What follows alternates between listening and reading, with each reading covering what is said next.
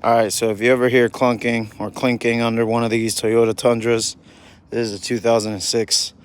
Go ahead, check your suspension, whatever. But what I found on this one,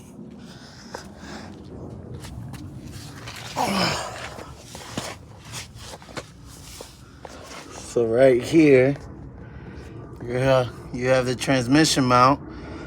What ended up being wrong, the bolts for the transmission mount are loose.